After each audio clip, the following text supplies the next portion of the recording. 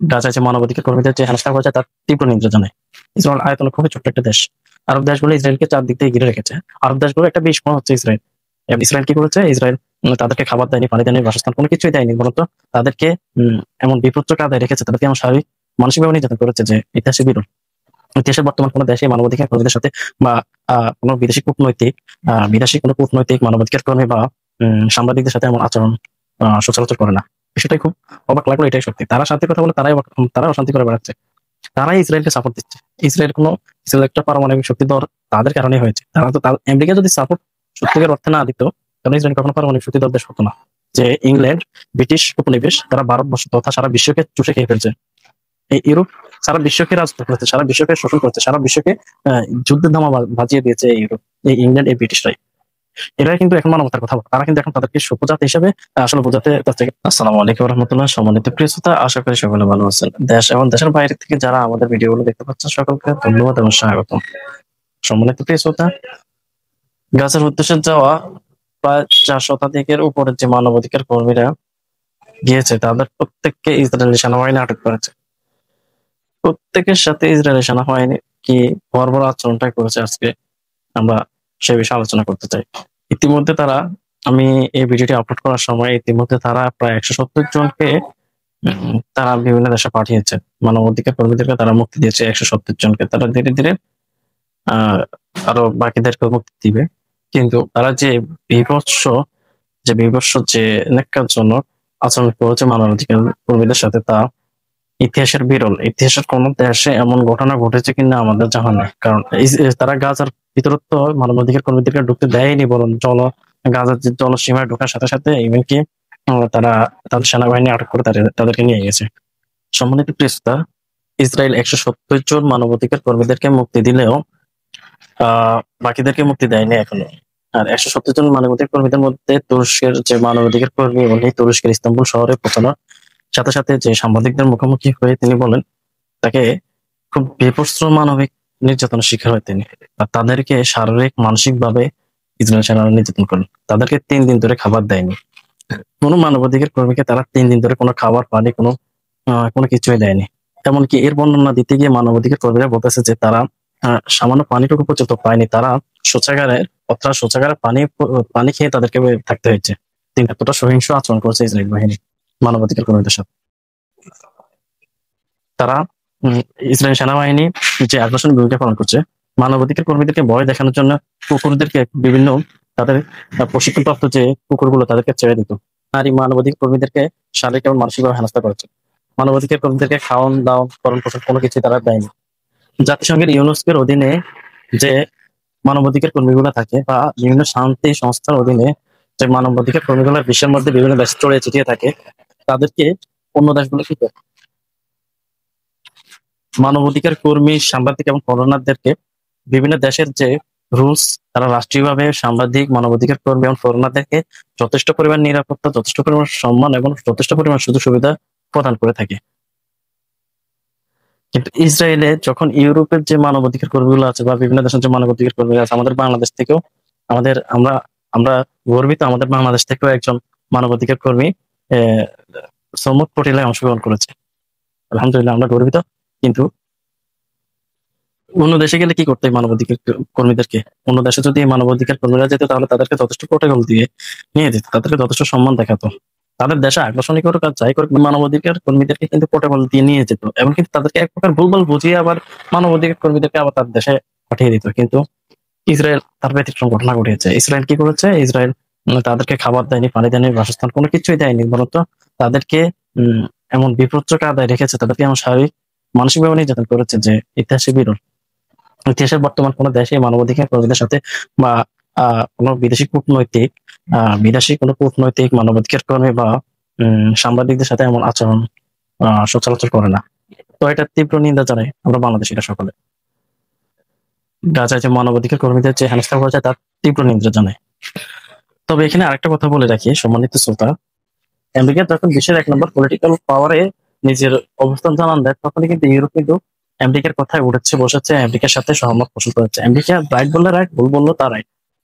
সঠিক বললো ইউরোপ তা গ্রহণ করতো, ভুল বললো তার সঠিক বলে গ্রহণ করতো। কিন্তু কিন্তু এত বছর পরে প্রায় এত বছর পরে ইউরোপের সাধারণ জনগণ বুঝতে পারলো যে আসলে ইসরায়েল গাজায় যে টেরোরিজম যে সন্ত্রাসী হামলা চালাচ্ছে তার প্রতি আমাদের নিন্দা করার একজন নাগরিক বা একজন মানুষ হিসেবে একজন মানবতার জন্য হলে আমাদের একটা দায়িত্ব।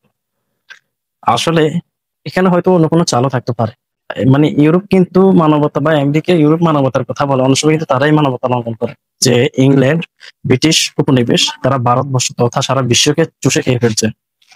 এই ইউরোপ সারা বিশ্বকে রাজত্ব করেছে, সারা বিশ্বকে শোষণ করেছে, সারা বিশ্বকে আহ যুদ্ধের দামা বাজিয়ে দিয়েছে এই ইউরোপ, এই ইংল্যান্ড, এই ব্রিটিশরাই। এরা কিন্তু এখন মানবতার কথা বলে, তারা কিন্তু এখন তাদেরকে সুপ্রজাত হিসেবে আসলে বোঝাতে চাচ্ছে, কিন্তু আসলে তারা একসময় ভারতে আসছে ব্যবসা বাণিজ্য করার জন্য। এই ভারতীয় উপমহাদেশে তারা ব্যবসা বাণিজ্যের নাম দিয়ে ভারতকে তারা চুষে খেয়েছে, ভারতকে তারা ভারতে তারা রাজত্ব করেছে, ভারতে তারা লুণ্ঠন করেছে, ভারতের যে অর্থ তা তারা চুরি করেছে। এবং আমাদের ভারতবর্ষ, বাংলাদেশ, ইন্ডিয়া, পাকিস্তান, এই যে আমাদের ভারতবর্ষ তখন বিশ্বের আহ ধনী দেশগুলোর মধ্যে অন্যতম এক ধনী দেশ ছিল। আরো 200 বছর আগেও, আরো 200-300 বছর আগেও কিন্তু আমাদের এই ভারতীয় উপমহাদেশ বিশ্বের অন্যতম ধনী দেশগুলোর মধ্যে একটি ছিল।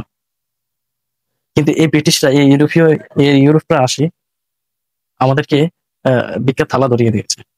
এই যে এতগুলো বছর পর ইসরায়েল জন্ম নেওয়ার পর এখন পর্যন্ত ইউরোপ কখনোই ইসরায়েলের বিরুদ্ধে সরাসরি অংশগ্রহণ করেনি, মানে সরাসরি কখনো বক্তব্য দেয়নি।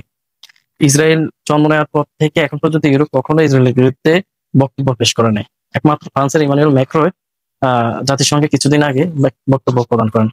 আর এই বক্তব্য পর ট্রাম্প তার গাড়ি আটকে দেয়, অর্থাৎ যুক্তরাষ্ট্র জাতিসংঘ থেকে বের হতে হতেই ইমানুয়েল ম্যাক্রোর গাড়ি আটকে দেয়, তাকে জ্যামে ফেলে দেয়। যারাই ফিলিস্তিনের পক্ষে কথা বলবে তাদেরকেই আমেরিকা এবং ইসরায়েল হেনস্থা স্বীকার করতেছে।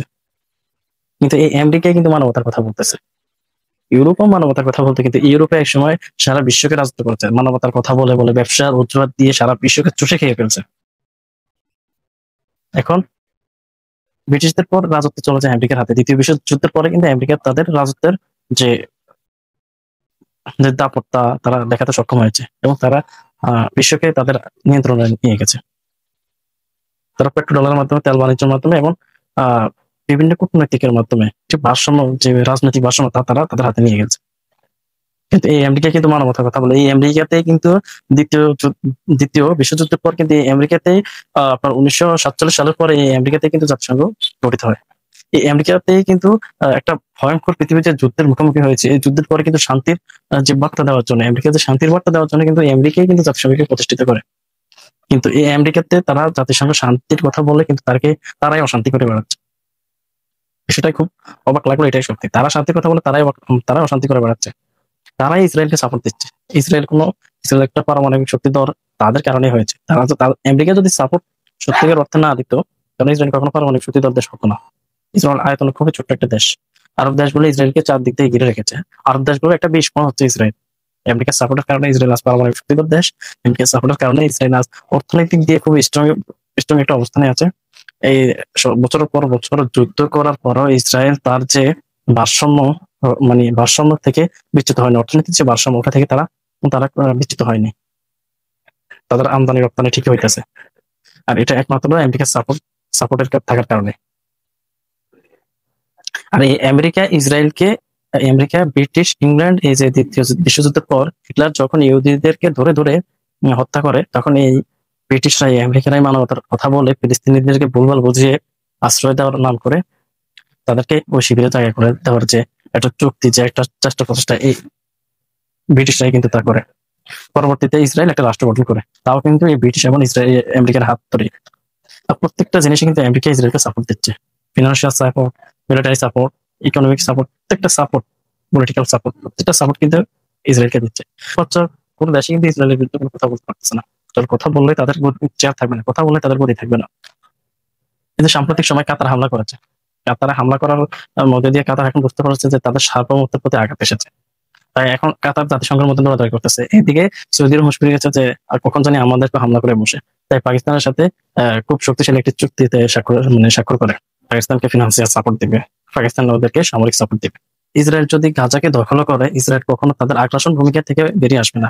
ইসরায়েল গাজাকে দখল করার শেষে প্রত্যেকটা ফিলিস্তিনকে যদি মেরে ফেলে, গাজাকে যদি সম্পূর্ণ দখল করে, যদি গাজাকে পুরো ফিলিস্তিনকে যদি তারা ইসরায়েল স্টেট নামে ঘোষণা করে, তারপরে কিন্তু তারা তাদের আগ্রাসনিক ভূমিকা পালন করবে না। তারা কিন্তু তাদের মানচিত্র কিন্তু বাড়াবে। তারা কখনো সিরিয়া, কখনো কিন্তু মিশর বা পার্শ্ববর্তী যে দেশগুলো আছে তাদেরকে কিন্তু আক্রমণ করে বসবে। এবং কিন্তু তারা তারা লক্ষ্য হচ্ছে তাদের মানচিত্রকে বড় করা। তাদের এই যে ইহুদিবাদিত্ব, যে ইহুদিদের যে রাজত্ব, এটাকে সারা বিশ্বের একটা মানে আমেরিকার পরে তারা চাচ্ছে যে তারা এই পৃথিবীকে শাসন করতে, রাজত্ব করতে।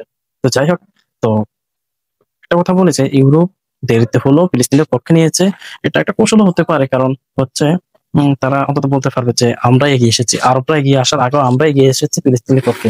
কিন্তু আরবরা কিন্তু মানে আরবরা অতপ্রত ভাবে কিন্তু ফিলিস্তিনের এই যে পোর্টিলার মধ্যে অংশগ্রহণ করে না, কিন্তু এটাতে নাম হবে কার? ইউরোপের। কিন্তু এরা কিন্তু মানবতার পক্ষে এত বছর ছিল না, কিন্তু এখন এরা এটা করে দেখাতে চাচ্ছে যে ইউরোপীয় মানবতাবাদী, ইউরোপীয় মানবতার পক্ষে, আমেরিকায় মানবতার পক্ষে। এটা হতে পারে, বা অন্য কোনো কিছু হতে পারে। তো যাই হোক, সবাই ভালো থাকবে।